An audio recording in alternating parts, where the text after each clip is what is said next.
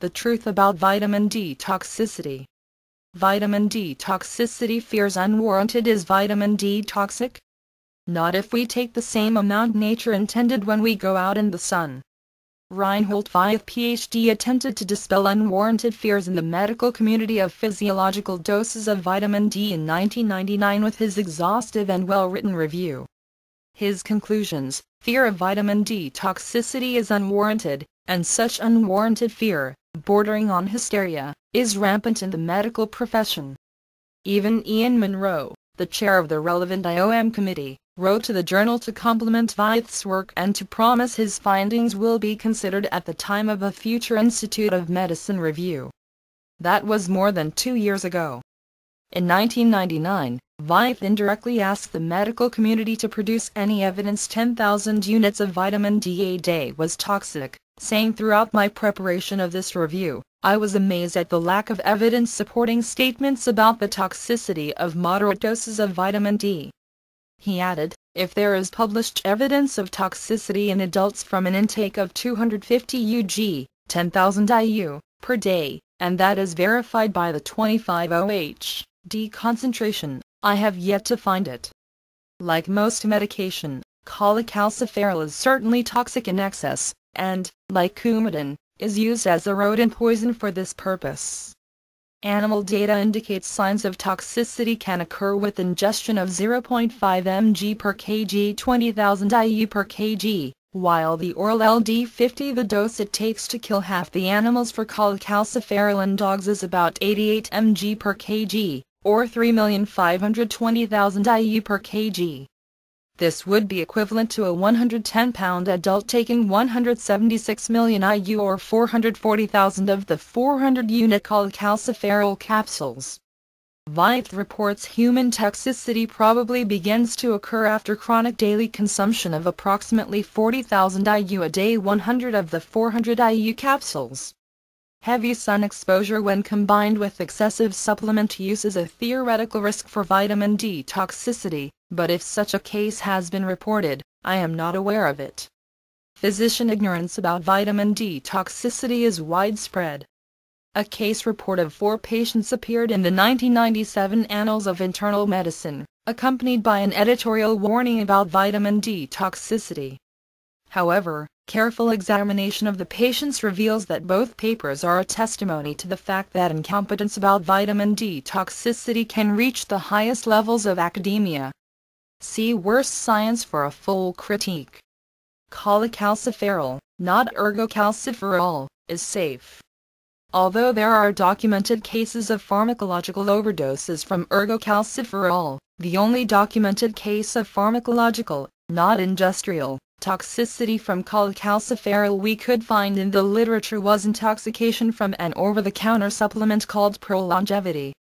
On closer inspection, it seemed more like an industrial accident, but it was interesting because it gave us some idea of the safety of cholecalciferol. The capsules consumed contained up to 430 times the amount of cholecalciferol contained on the label, 2,000 IU.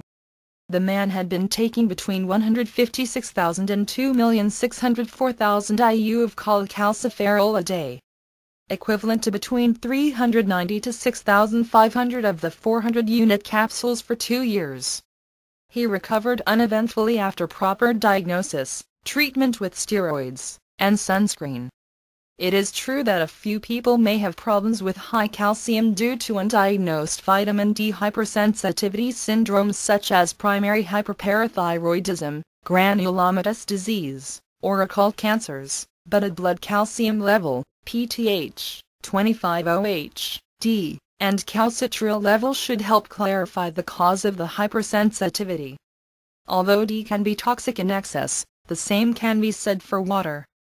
Therapeutic index. As a physician, I know that psychotic patients should drink about 8 glasses of water a day. However, many would hurt themselves by regularly drinking 40 glasses a day, called compulsive water intoxication. So you could say that water has a therapeutic index of 5.40 to 8. Vitamin D expert Dr. Robert Heaney's recent research indicates that healthy humans utilize about 4,000 units of vitamin D a day from all sources. However, 40,000 units a day, over several years, will hurt them. Therefore, vitamin D has a therapeutic index of 10. 40,000 to 4,000. Twice as safe as water. We are not saying vitamin D is as safe as water, we are saying vitamin D is safe when used in the doses nature uses. Sun supplies 10,000 units of vitamin D. The single most important fact anyone needs to know about vitamin D is how much nature supplies if we behave naturally, for example, go into the sun. Humans make at least 10,000 units of vitamin D within 30 minutes of full body exposure to the sun, what is called a minimal erythemal dose. Vitamin D production in the skin occurs within minutes and is already maximized before your skin turns pink. Fear of the fatal form of skin cancer, malignant melanoma, keeps many people out of the sun.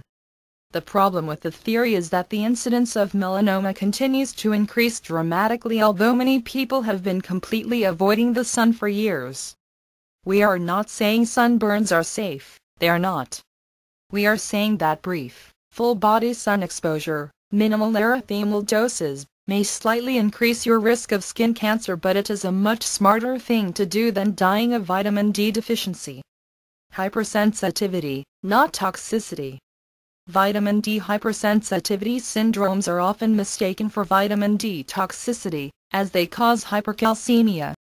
The most common is primary hyperparathyroidism, although some cases of primary hyperparathyroidism are actually secondary to vitamin D deficiency. Patients with hyperparathyroidism should only take vitamin D under the care of a knowledgeable endocrinologist. Granulomatous diseases such as sarcoidosis, granulomatous TB, and some cancers can also cause vitamin D hypersensitivity, as the granuloma or the tumor may make excessive amounts of activated vitamin D, thus raising serum calcium. These patients should not take vitamin D except when under the care of a knowledgeable physician. Other syndromes occur when abnormal tissue subverts the kidney's normal regulation of endocrine calcitriol production.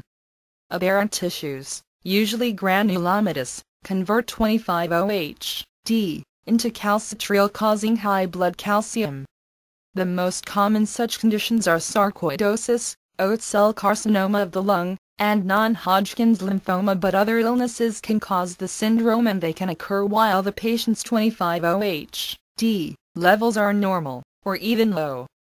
For that reason, while rare, it is advisable to seek a knowledgeable physician's care when repleting your vitamin D system, especially if you are older, have sarcoidosis, cancer, or other granulomatous diseases.